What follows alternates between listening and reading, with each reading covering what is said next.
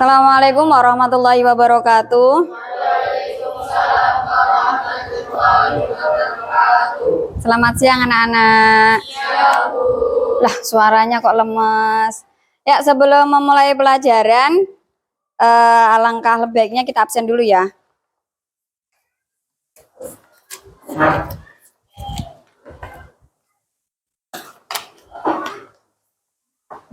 Ahmad David Setiawan,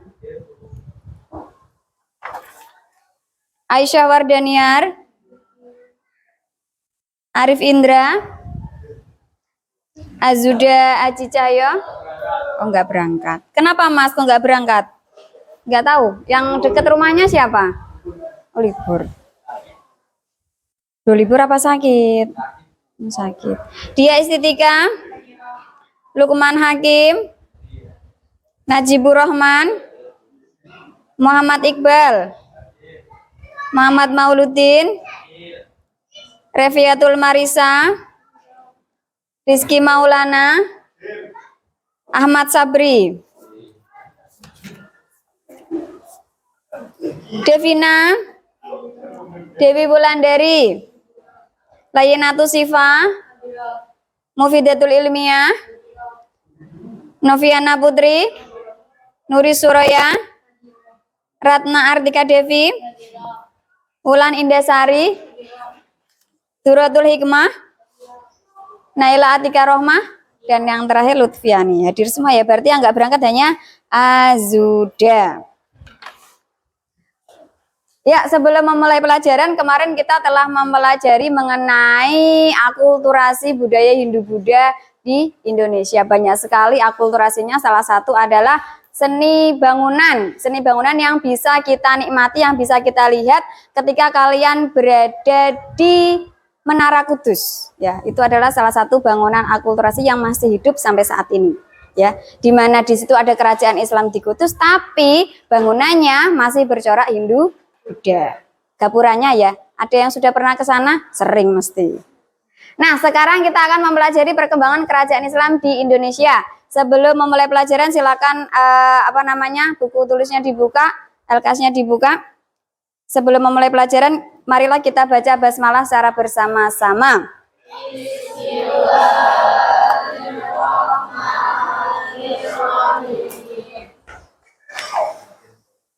Nah, yang pertama tujuan pembelajaran yang akan kita pelajari saat ini ya, atau siang ini adalah memahami pendapat para ahli mengenai masuknya Islam ke Kepulauan Indonesia dengan benar.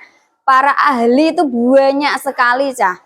Banyak sekali, apalagi yang mengemukakan mengenai masuknya agama Islam ke Indonesia.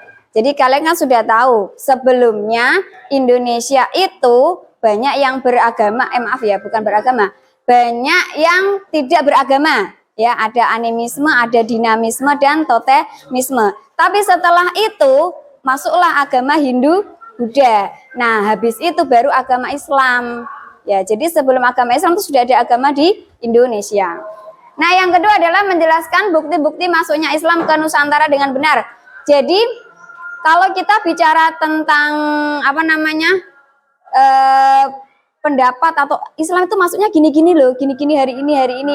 Kalau tidak ada buktinya, ya, itu bisa jadi miskomunikasi. Oh, berarti loh nggak ada buktinya, gimana bisa tahu kalau itu tertanggal masuknya agama Islam. Yang ketiga, menjelaskan perkembangan kerajaan-kerajaan Islam baik di Sumatera, Jawa, Kalimantan, Sulawesi, Maluku, Papua, dan Nusa Tenggara. Nah, kerajaan Islam di Indonesia itu juga banyak sekali, ya. Sama seperti yang kemarin ada kerajaan Hindu Buddha, ada kerajaan apa saja? Masih ingat nggak?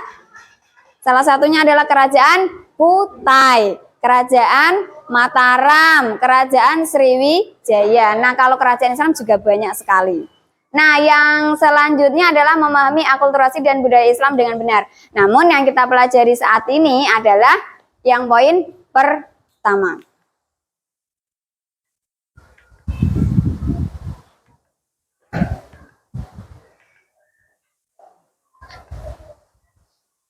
Gambar apa? Gambar Masjid Agung Demak. Sudahkah kalian mengunjungi tempat tersebut? Sudah. Mungkin ada yang belum. Kalau saya rasa kayaknya sudah semua karena kita kan posisinya ada di Demak. Kita jarak itu tidak jadi masalah. Ya, kita bisa belajar ke sana secara langsung ya. Sebenarnya memang harapan ibu ya kepengen kalian ayo belajar bersama-sama di museum ataupun di Masjid Agung Demak biar kita tuh bisa menyaksikan secara langsung bukti salah satunya kerajaan Islam yang ada di Demak. Nah, apa toh fungsi dari gambar tersebut? Apakah hanya digunakan untuk pajangan, hanya digunakan untuk tempat ibadah atau apa? Ada yang tahu? Mungkin bisa tunjuk tangan. Ada yang tahu apa fungsi dari gambar tersebut? Bukan gambarnya ya, maksudnya isi dari gambar tersebut. Kan kalian sudah jawab tadi Masjid Agung Demak. Nah, sekarang fungsinya apa?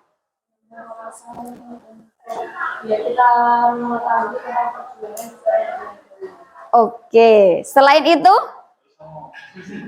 ya, memang ada kaitannya dengan Wali Songo. Tapi Wali Songo yang siapa, Mas? Coba. Sunan Kalijaga. Ya, berarti ingatan kalian kalau mengenal Masjid Agung Demak berarti tidak jauh dari Sunan Kalijaga. Oke. Selain itu, kita memang bisa menambah wawasan dari gambar tersebut. Tapi kalau kalian hanya lewat saja, aku tak lewat, tak mampir sholat. Nah, misal ya, harusnya kalau kalian memang merasa saya kan warga Demak, saya kelahiran Demak, saya orang Demak, harusnya saya bisa nek basa Jawa niki nguri-nguri cah. Harusnya bisa menghidupkan ya atau melestarikan budaya yang ada. Kita tuh tahu dari situ, kita tahu dulu perjuangan dari ulama-ulama yang dahulu memperjuangkan agama Islam itu abot ya, berat. Nah, kita kan hanya tinggal enaknya saja. Nah, yang pertama adalah teori masuknya agama Islam di Indonesia. Coba dibuka Al-Kaisnya halaman 37. Ya, di situ mengenai Islam masuk ke Nusantara. Ya, ada beberapa tokoh yang di LKSmu disebutkan ada 6. Nah, yang pertama adalah teori Gujarat. Gujarat itu mana? Gujarat itu mana? Gujarat. Nah, Gujarat itu mana? Ada yang tahu nggak Gujarat itu daerah mana? Gujarat. India, ya benar. Gujarat adalah wilayah atau daerah yang ada di India. Nah, yang pertama adalah Islam masuk ke Indonesia itu sekitar abad ke-13 Masehi. Itu menurut teori Gujarat. Yang kedua, Gujarat terletak di India. Sudah ada, Cah. Jadi kalian nggak buka LKS itu di layar sudah ada. Bagian barat berdekatan dengan Laut Arab dan letaknya sangat strategis. Kenapa kok letaknya sangat strategis? Kenapa? Suatu wilayah dikatakan letaknya strategis itu karena apa? Apa banyak yang mengunjungi? Banyak dilewati. Iya, banyak dilewati ya dari Laut Arab dan sekitarnya. Yang ketiga adalah pedagang Gujarat yang telah memeluk Islam, menyebar dan berdagang ke dunia timur. Ya, jadi salah satu trik ya kenapa Islam bisa menyebar luas ke Indonesia, salah satunya memang ada dari perdagangan. Nanti akan kita bahas. Nah, selanjutnya adalah pendukung teori Gujarat. Disimak di LKS-nya. Yang pertama adalah ada J. Bigenevel, yang kedua ada Snow Grange, ada Bernard H. M. Flick, dan J.P. Moketa dan Stutterheim. Nah, itu adalah gambar dari tokoh yang bernama Snow Grange. Nah, bunyi dari teori Gujarat adalah agama Islam masuk ke Indonesia pada abad ke-13 dan pembawanya adalah para pedagang dari Kambai, India. Nah, ada yang tahu kisahnya Snow Grange enggak? Beliau itu agamanya apa toh? Kalau dilihat dari namanya. Apa? Ada yang tahu enggak agamanya apa? Agamanya Kristen ya. Dikisahkan dari suatu buku ya. Tapi bukunya apa saya lupa. Sunan Gugurun itu adalah seorang Kristiani yang dia belajar mengenai agama Islam. Ya, makanya dia bisa tahu karena dia menyusup. Ya, dia menyusup, dia mempelajari agama Islam. Kalau orang luar apa tidak ini mana ya? Tidak Islam tapi mempelajari agama Islam dan mempelajari Al-Qur'an kan bisa jadi disalahgunakan. Ya, enggak? Itu adalah salah satu tokoh dari pendukung teori Gujarat. Selanjutnya dasar teori Gujarat. Apa saja toh yang mendasari teori Gujarat itu ada? Yang pertama adalah hubungan dagang Indonesia dengan India telah lama terjalin melalui jalur Indonesia, Kambai, Timur Tengah, dan Eropa. Yang kedua, adanya batu nisan Sultan Samudra Pasai yaitu Sultan Malik Al-Saleh atau Sultan Marasilu pada tahun 1297 Masehi dan makam Maulana Malik Ibrahim yang wafat pada tahun 1411 di Gresik, Jawa Timur. Memiliki bentuk yang sama dengan batu nisan yang terdapat di Kambai, India.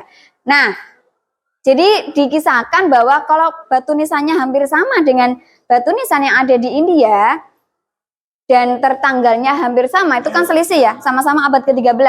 Abad ke-13 sama abad memasuki abad ke-14. Berarti Indonesia memasuki agama Islam itu pada abad ke-13. Itu menurut teori Gujarat. Yang ketiga adalah catatan Marco Polo bahwa di Perlak sudah banyak yang memeluk Islam dan banyak pedagang Islam India yang menyebarkan agama Islam. Jadi kalau menurut teori Gujarat lebih tepatnya adalah yang membawa agama Islam adalah para pedagang. Oke.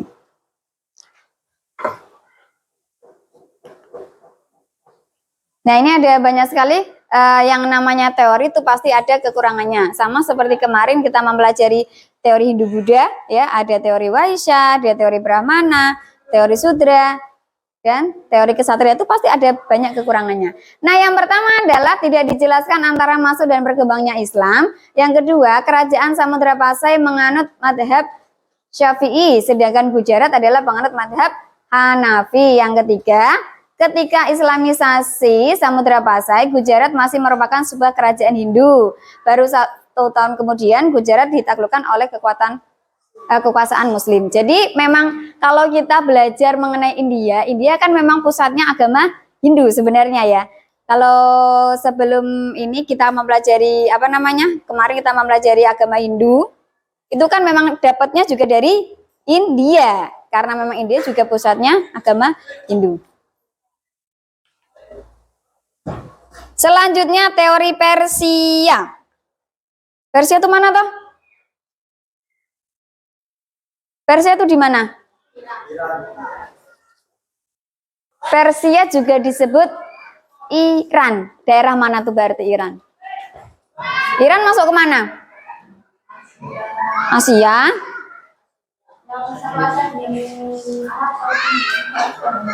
Asia. Asia apa Timur Tengah?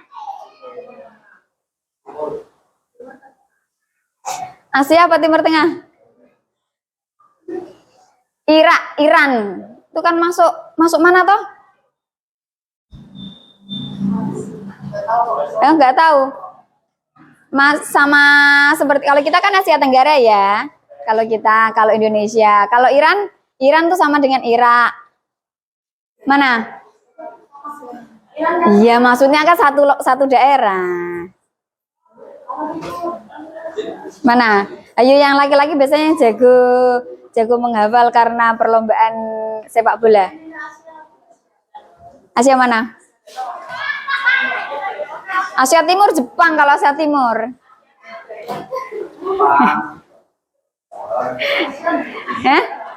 Ya, nanti coba dicari di peta. Kalian bisa tahu tuh kalau lihat bukti nyatanya. Oh iya, nanti tak lihat di peta, Bu. Oh, benar nggak ya Iran atau Irak dan Iran itu masuk di daerah Asia, bla bla bla. Nah, tokoh dari teori Persia adalah Husain Jayadiningrat. Kalau tadi kalian sudah melihat gambarnya Sunan Gugurun ya. Kalau nanti akan akan saya perlihatkan tokoh yang bernama Husein Jayadiningrat. Beliau mengatakan bahwa agama Islam datang ke Indonesia dibawa oleh kaum Syiah yang berasal dari Persia. Kaum Syiah itu kaumnya siapa?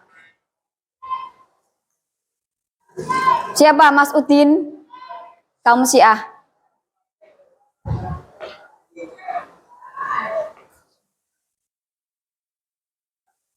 Kan ada? Siapa itu kaum Syiah?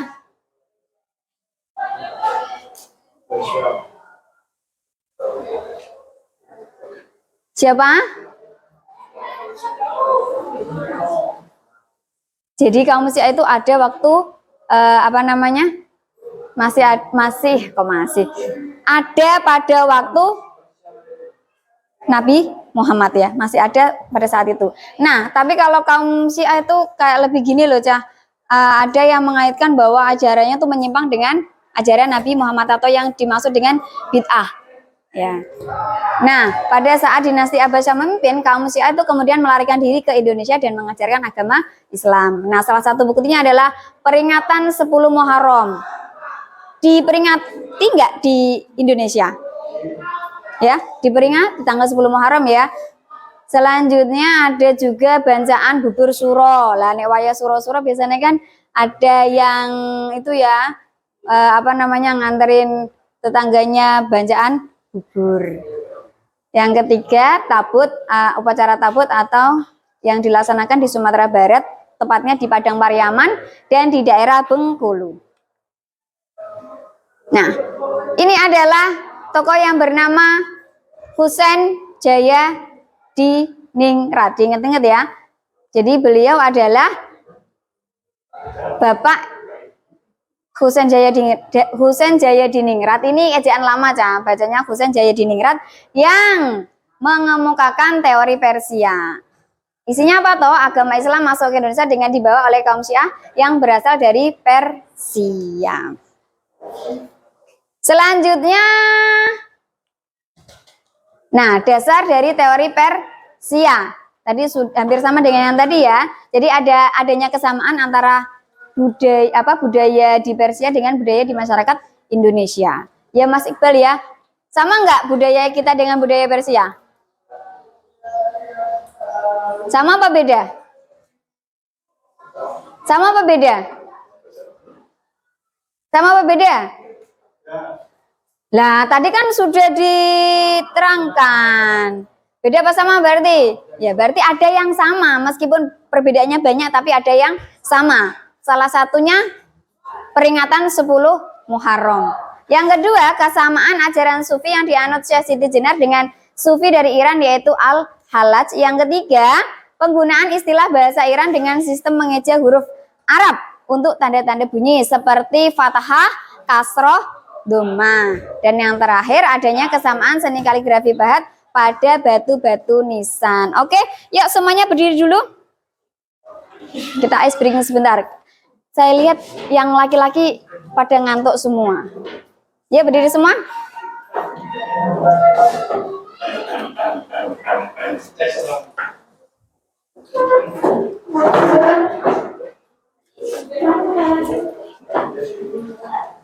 Sudah siap?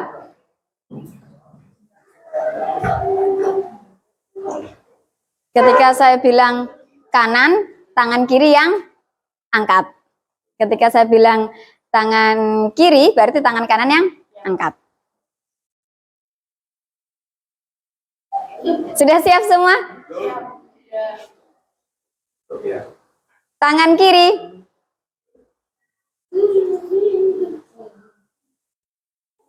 Tangan kanan. Tangan kanan. Tangan kiri. Yuk ganti. Kalau saya bilang tepuk tunggal, berarti kalian tepuknya tunggal. Loh, belum saya perintahkan. Saya kan baru mencontohkan. Kalau saya bilang tepuk tunggal, kalian tepuknya 1. Kalau tepuk ganda berarti tepuknya 2. Tepuk tunggal. Ganda. Tunggal. Ganda. Tepuk tangan. Ya, berarti saya mengatas kalian masih fresh ya di siang ini, kalian boleh duduk kembali. Oke, masih fresh meskipun siang-siang tapi kalian masih berusaha untuk melek ya. Nah, ini adalah selanjutnya ya, yaitu kekurangan dari teori Persia, bahwa ada perbedaan bingung antara abad ke-7 atau ke-13. Kalau tadi teori Gujarat itu lebih ke abad ke-13. Kalau teori Persia, bila berpedoman bahwa Islam masuk pada abad ke-7, hal itu berarti terjadi pada masa kekuasaan Khalifah Umayyah. Sedangkan saat itu kepemimpinan Islam di bidang politik, ekonomi, dan kebudayaan berada di Mekah, Madinah, Damaskus, dan Baghdad. Jadi belum bisa dimungkinkan bahwa Persia itu menduduki kepemimpinan dunia Islam pada saat itu. Jadi abadnya tidak berpedoman pada abad ke-7. Selanjutnya teori Mekah. Ada yang kenal dengan Buya Hamka? Pernah mendengar? Karena di filmnya. Pernah mendengar? Buya Hamka. Hamka itu ada kepanjangannya ya. Itu kalau kalian nggak ngeh. Nah, Hamka itu singkatan dari Haji Abdul Malik Karim Amrullah. Makanya disingkat Hamka. Baru tahu? Baru tahu. Kalau Buya itu kan panggilan untuk seorang ulama ya, seorang kiai. Beliau mengatakan bahwa Islam datang dari tanah kelahirannya sendiri, yaitu Arab atau Mesir. Nah, ini tidak hanya Mekah ya, maaf, tapi atau Arab. Menurut beliau, proses ini berlangsung pada abad ke-7 Masehi atau abad-abad pertama Hijriah. Nah, selain Buya Hamka, ada juga Anthony H. Jones, juga sependapat dengan Buya Hamka. Menurutnya, proses Islamisasi dilakukan oleh para musafir atau kaum pengembara yang datang ke Kepulauan Indonesia. Berarti hampir sama kalau di Hindu-Buddha itu kayak kesatria ya, prajurit yang pergi mengembara mencari ketenangan, bukan ketenangan, mencari bahasanya, biar tidak diikuti oleh para penjahat. Selanjutnya, dasar dari teori Mekah. Apa toh? Apa? Kalau kalian pernah mendengar kampung Arab yang ada di Semarang? Ada yang pernah tahu? Iya, Rizky ngerti. Nah, ini adalah salah satunya dasar dari teori Mekah, yaitu adanya perkampungan di Sumatera bagian barat. Pada saat itu di Timur Tengah, Khalifah Umar bin Khattab menginginkan agama Islam menyebar. Jadi memang tidak hanya, kalau kita kan taunya sekarang ini ya, salah satunya adalah kan Wali Songo. Tapi sebelumnya itu jauh seperti kayak sahabat-sahabatnya Nabi Muhammad itu juga menginginkan bahwa agama Islam itu menyebar ke seluruh dunia. Ya, tidak hanya di Arab saja, tidak hanya di Iran di sekitar, tapi juga di Asia ataupun di benua yang lainnya. Kemudian beliau mengirim delegasi ke Cina. Nah, delegasi itu singgah terlebih dahulu di Indonesia. Jadi kayak semacam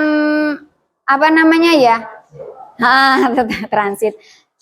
Ketika seseorang mau pergi bepergian, kalau belum sampai ke tujuannya kan memang bermukim dulu ya, atau ya bahasanya tuh transit kalau bahasa sekarang. Dari situlah otomatis kan mereka juga menyebarkan agama Islam secara tidak langsung. Dari situ nanti pindah lagi kan dia menyebarkan agama lagi. Jangka waktunya berapa lama? Jangka waktu apa maksudnya? Mukimnya di Indonesia itu berapa lama? Kalau mukimnya ya memang tidak lama, kan bisa disambi berdagang saat itu. Ya, jadi orang zaman dahulu ya jangan disamakan dengan zaman sekarang ya. Mungkin kita pergi bepergian ke suatu daerah, kan sempat bosan ke daerah yang lain. Tapi kalau zaman dahulu kan memang sudah ada misi. Misinya adalah mengislamkan yang ada di muka bumi gitu loh. Ya. Nah, ini adalah gambar dari tokoh yang bernama Buya Hamka. Nah, dari pendukung teori Mekah itu ada Buya Hamka, ada Anthony Jones, ada T.W. Arnold, dan Van Leeuwen. Nah, dari bunyi teori Mekah kita bisa menyimpulkan bahwa teori Mekah itu mengemukakan bahwa Islam itu masuknya abad ke-7. Keberapa? Ke-7 ya. Proses masuknya Islam ke Indonesia terjadi pada abad ke-7 dalam kurung 647 Masehi dan langsung dibawa oleh para musafir Arab yang memiliki semangat untuk menyebarkan agama Islam. Kalau kalian gimana? Ya, saya akan bacakan pembagian kelompok. Kelompok pertama nanti ada di sebelah sana ya. Kelompok pertama, kelompok kedua, 3, 4. Kan ada 4 kelompok. Kelompok pertama Udin, David, Revi, Aisyah, sama Tika. Kelompok kedua ada Iqbal, Rizky, Naila, Iva, sama Lutfiani. Kelompok ketiga ada Sabri, Lukman, Hikmah, Wulan, sama Dewi. Dan yang terakhir kelompok 4 ada Arif, Najib, Mufidah, Noviana, Ratna, sama Nuris ya. Kelompok 4 spesial karena anggotanya banyak. Yuk silakan bisa menempatkan diri di tempatnya masing-masing. Yuk kelompok 1, 2, 3, 4.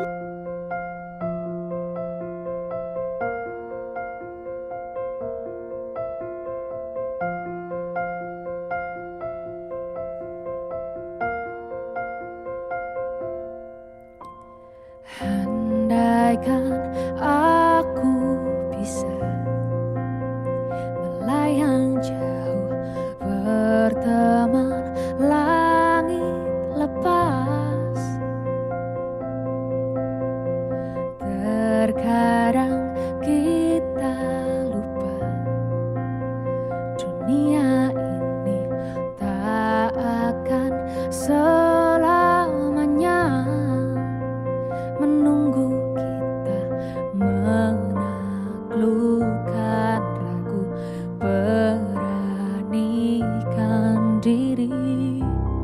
Kan ku kejar mimpi dan ku terbang tinggi, tak ada kata tidak, ku pasti bisa. Kan ku coba lagi ditemani pagi, tak ada yang tak mungkin, ku pasti bisa.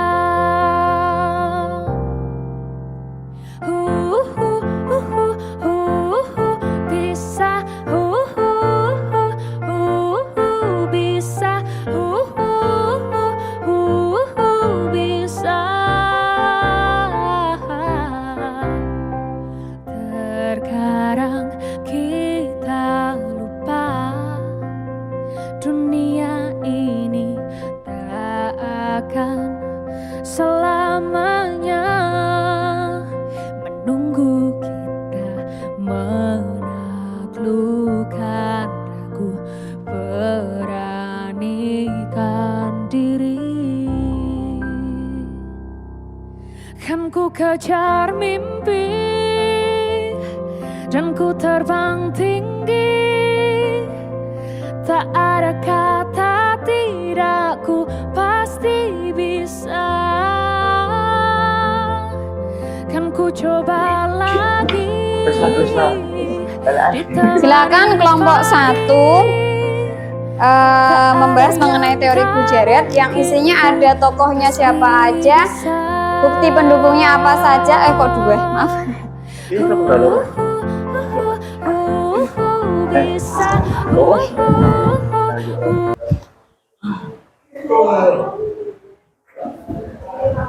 Bukti pendukung, dasar teori, sama latar belakang. Ini juga poin-poinnya untuk teori yang lain sama ya. Jadi teori Persia juga membahas mengenai tokoh, bukti pendukung, dasar teori, latar belakang. Untuk yang kelompok 4, kalian hanya hanya menulis analisis dari kesemua teori yang ada, ya. Analisis maksudnya teori Gujarat, teori Persia, teori Mekah, ya. Tadi sudah dibahas Bu Guru sedikit mengenai teori-teori yang ada. Kalian bisa menambahkan informasi bisa lewat searching, ya, ataupun dari LKS. Ya, boleh. Boleh, Bu. Boleh. Now the sunshine brings the light. Fill me out with a flame. I will let you in this game. Take me out when I'm down. 'Cause with you I'm safe and sound. I'm safe and sound. I'm safe and sound. I'm safe and sound. I'm safe and sound. I'm safe and sound. I'm safe and sound. I'm safe and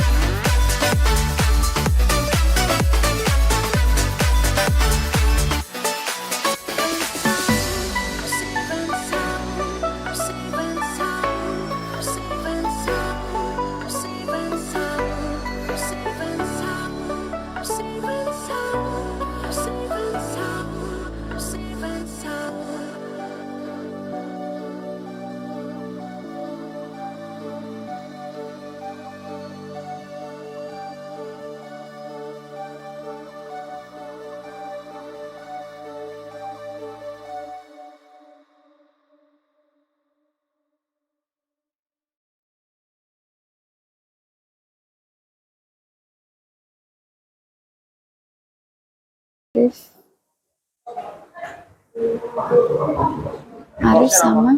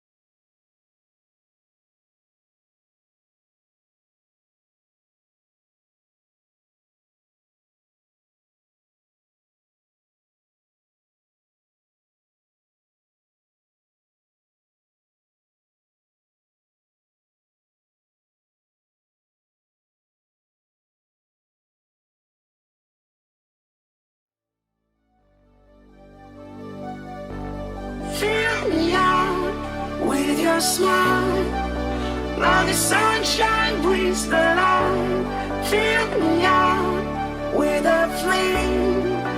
I will let you in this game. Take me out when I'm down. 'Cause with you I'm safe and sound. I'm safe and sound. I'm safe and sound. I'm safe and sound. I'm safe and sound. I'm safe and sound. I'm safe and sound. I'm safe and sound. I'm safe and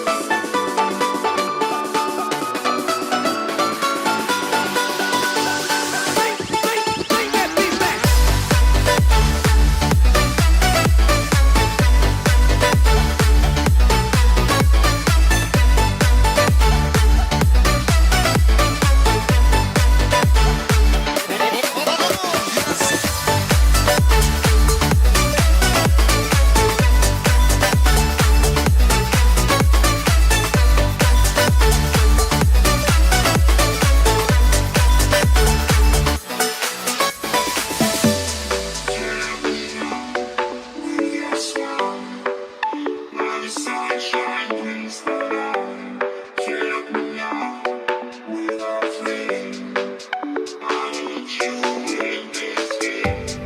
Take me out when I'm down. 'Cause with you I'm safe and sound. I'm safe and sound. I'm safe and sound. I'm safe and sound. I'm safe and sound. I'm safe and sound. I'm safe and sound. I'm safe and sound. I'm safe and sound. I'm safe and